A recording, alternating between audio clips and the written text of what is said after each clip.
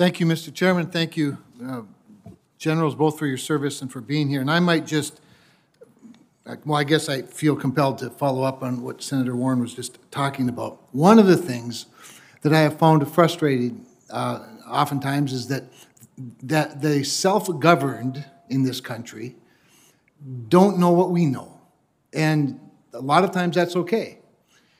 But a lot of times it's not so okay. So, Generals, both of you, I appreciate the fact that you both travel a lot throughout the country. You both have come to my state in your current positions, and that you both are willing to speak openly, but always respectfully about the threats that we face. Because quite honestly, I think one of the great threats in this country is when the people that assume we know what we're talking about aren't aware of the threats. So thank you for doing that.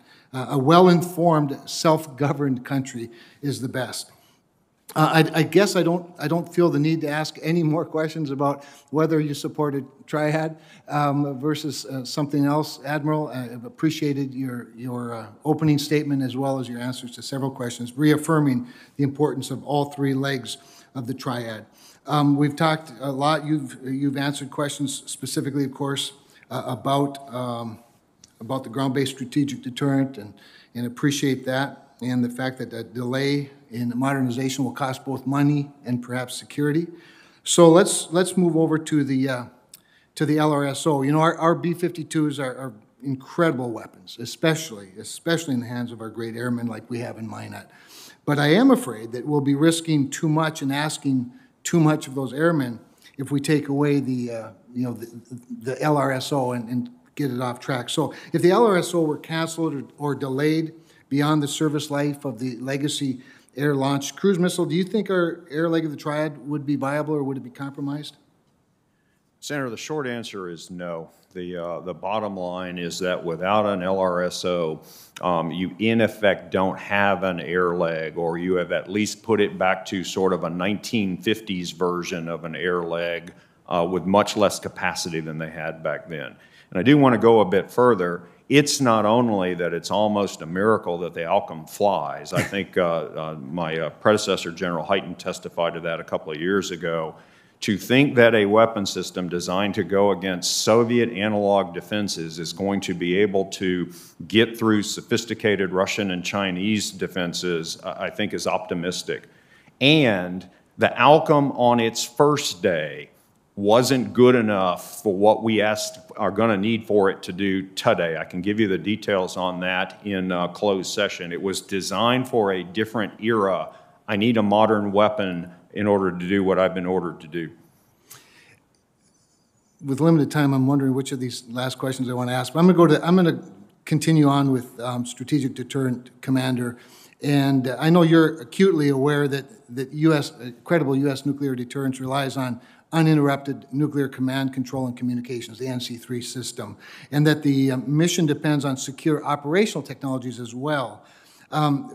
The recent hack of the Florida water treatment facility certainly highlighted the cyber vulnerabilities of our OT system, a threat that's only exacerbated when you add in the NC3 component. Can you update the committee on efforts of STRATCOM to ensure that cyber protection of OT infrastructure, NC3, are on track? Senator, that's a very extensive answer of the things that we're doing. I'll answer this, and I have a separate responsibility as the commander of the Nuclear Enterprise Center with department-wide responsibilities for nuclear command and control. Fundamentally, I am confident in our NC3 cyber resiliency. It exists in relative isolation. It has tremendous redundancy. It gets the best intelligence. We have an intelligence fusion center. Thank you, Congress, for directing that. General Nakasone, so everything that Space Command just mentioned that they get support for, we get that and additional abilities to maintain the standards here. The number one thing I need to do to be able to say that in the future is that I have to modernize the system, right? I have to get it out of legacy modes of operation in order to pace this threat going into the future, but I'm confident today. To both of you, and we'll start with you, General Dickinson, In addition to the bomber wing and the missile wing at Minot, of course, North Dakota contributes by having the 10th Space Warning Squadron at Cavalier. And maybe this is a good opportunity for me to ask both of you, but again, starting with General Dickinson, General Dickinson, how do the two commands work together to enhance the credibility of U.S. deterrence against adversaries who are competing with us really in every domain?